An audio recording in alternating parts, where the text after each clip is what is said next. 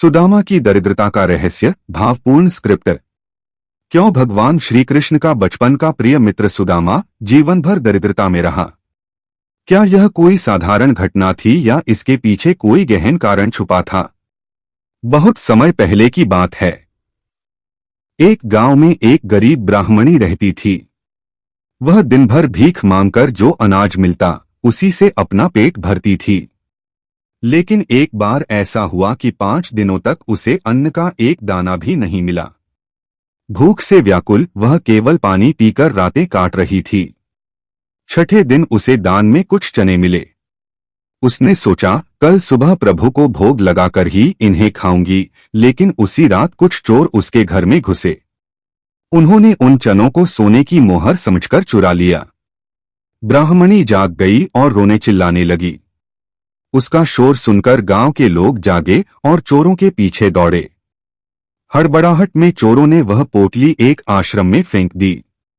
भूख और दुहक से टूट चुकी ब्राह्मणी ने श्राप दिया, जो भी इन चनों को खाएगा वह जीवन भर दरिद्रता का सामना करेगा। अगले दिन आश्रम की गुरुमाता को वह पोटली मिली। उसी समय श्री कृष्ण और सुदामा जंगल से लकड़ी लाने जा रहे थे। गुरुमाता ने वह पोटली सुदामा को दी और कहा, बेटा जब भूख लगे तो इसे श्री कृष्ण के साथ मिल बांटकर खा लेना। सुदामा ब्रह्मज्ञानी थे। जैसे ही पोटली उनके हाथ में आई उन्होंने पूरी घटना को जान लिया। उन्हें ज्ञात हो गया कि यदि वे इन चनों को श्री कृष्ण को खिला देंगे तो पूरी सृष्टि दरिद्र हो जाएगी।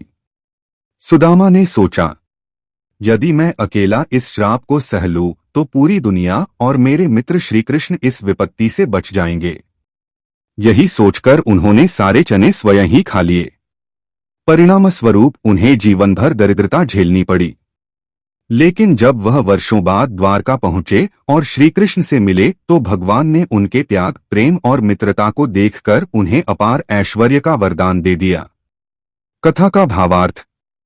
सच्चा मित्र वह है जो स्वयं का दुहक सहकर भी संसार और अपने प्रिय को बचा ले। यही सुदामा का अद्भुत बलिदान था।